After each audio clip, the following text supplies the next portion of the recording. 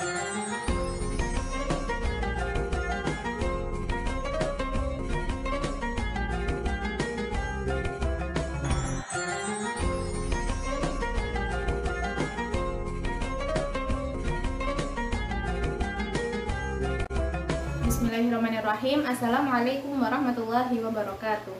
Innal hamdalillah nahmaduhu wa nasta'inuhu wa nastaghfiruh wa na'udzu billahi min syururi anfusina wa min sayyiati a'malina may yahdihillahu fala mudhillalah wa may yudhlil fala hadiyalah. Asyhadu an la ilaha illallah wa asyhadu anna Muhammadan 'abduhu wa rasuluh, amma ba'du. Pertama-tama kita panjatkan puji syukur kepada Allah Subhanahu wa taala yang telah mempertemukan kita pada bulan yang penuh berkah dan rahmat ini, yaitu bulan suci Ramadan. Alhamdulillah kita telah sampai pada hari ke-27 Ramadan. Pada kesempatan kali ini saya akan membahas tentang adab-adab bertamu dengan cara Rasulullah Shallallahu Alaihi Wasallam. Berkunjung atau bertamu adalah hal yang biasa dan sering terjadi di antara kita, termasuk momentum Lebaran. Kita akan bertamu ke rumah saudara, berkunjung ke rumah tetangga, ataupun ke teman. Namun, banyak di antara kita yang sering melupakan atau belum mengetahui adab-adab dalam bertamu. Dalam syariat Islam telah dijelaskan secara lengkap tentang adab-adab bertamu. Begitu indahnya jika kita melakukan apa yang telah kita lakukan, apa yang akan kita lakukan, kita niatkan ibadah kepada Allah Subhanahu wa taala dan ittiba kepada Rasulullah Shallallahu alaihi wasallam, termasuk adab-adab dalam bertamu ini. Yang pertama, minta izin maksimal 3 kali. Rasulullah Shallallahu Alaihi Wasallam mengajarkan kepada kita bahwa batasan untuk meminta izin ketika bertamu adalah 3 kali.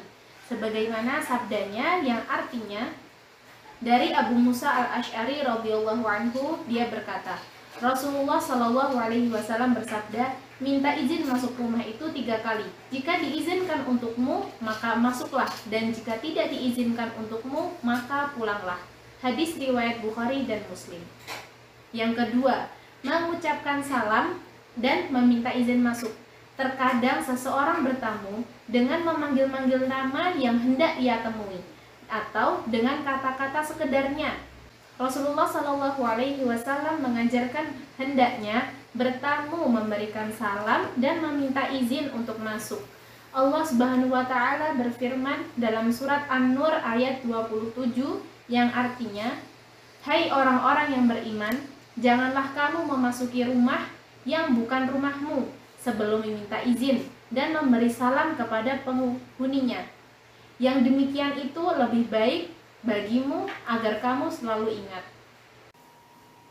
Sebagaimana juga terdapat dalam hadis dari Kildah Ibnu Hambal radhiyallahu anhu, ia berkata, aku mendatangi Rasulullah Shallallahu Alaihi Wasallam, lalu aku masuk rumahnya tanpa mengucap salam. Maka Rasulullah Shallallahu Alaihi Wasallam bersabda, keluarlah dan ulangi lagi dengan mengucap assalamualaikum. Boleh aku masuk? Hadis riwayat Abu Dawud. Dalam hal ini, memberi salam dan meminta izin sesuai dengan poin pertama, maka batasannya adalah 3 kali. Namun, jika tidak ada jawaban atau tidak diizinkan, maka berarti kita harus menunda kunjungan kita kali itu. Adapun ketika salam kita tidak dijawab, bukan berarti kita dapat membuka pintu kemudian masuk begitu saja.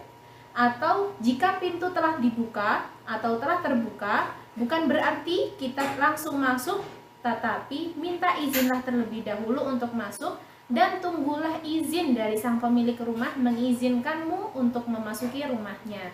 Hal ini disebabkan sangat dimungkinkan jika seseorang langsung masuk, maka aib atau hal yang tidak diinginkan untuk dilihat belum sempat ditutupi oleh pemilik rumah. Sebagaimana diriwayatkan dari Sahal bin Sa'ad radhiyallahu anhu bahwa Nabi Shallallahu Alaihi Wasallam bersabda yang artinya, sesungguhnya disyariatkan meminta izin adalah untuk menjaga pandangan. Hadis riwayat Bukhari dan Muslim. Yang ketiga, ketukan yang tidak mengganggu atau mengetuk tidak mengganggu. Seringkali ketukan yang diberikan seorang tamu berlebihan sehingga mengganggu pemilik rumah.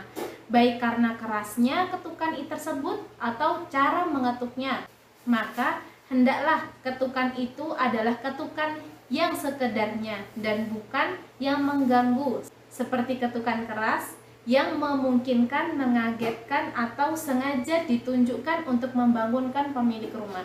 Sebagaimana diceritakan oleh Anas bin Malik radhiyallahu anhu, yang artinya, kami di masa Nabi Muhammad SAW mengetuk pintu dengan kuku-kuku.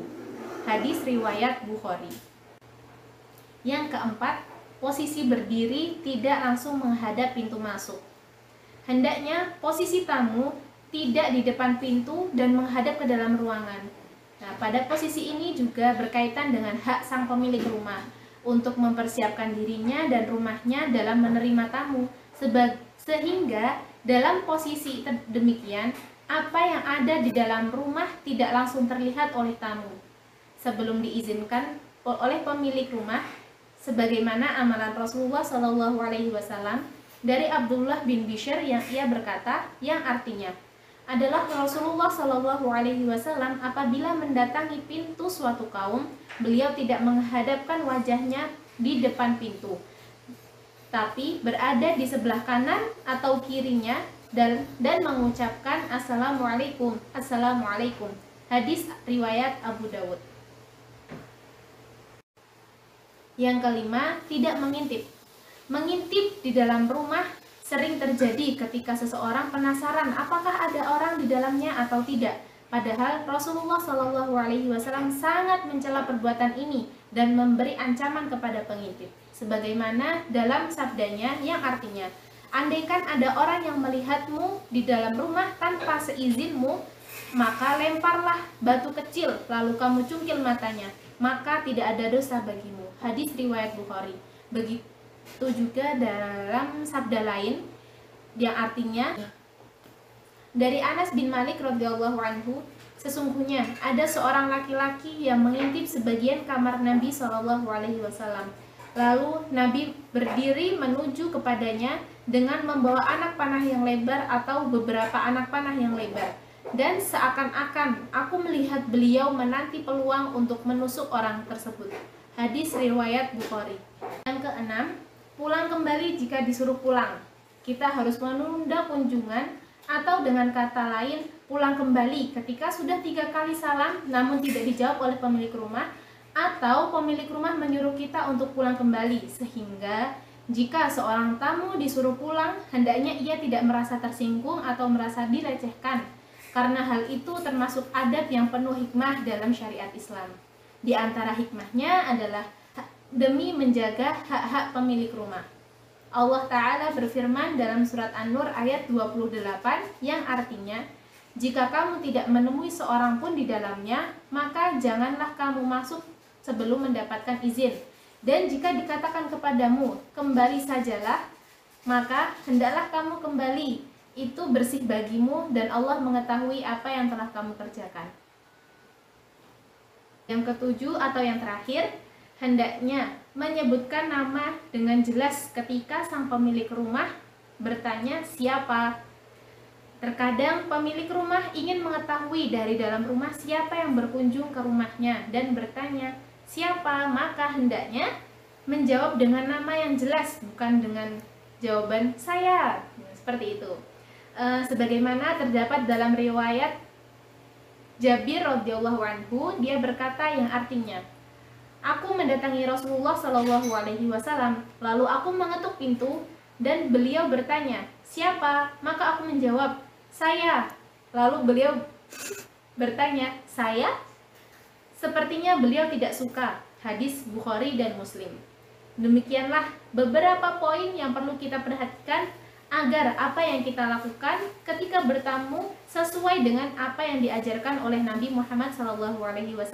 Dengan mengetahui adab-adab yang telah diajarkan Rasulullah SAW, membuat kita lebih lapang kepada saudara kita sebagai tuan rumah ketika ia menjalankan apa yang menjadi hak-haknya sebagai pemilik rumah. Wallahu a'lam. Sekian dari saya, apabila ada salah saya mohon maaf. Saya akhiri. Wassalamualaikum warahmatullahi wabarakatuh.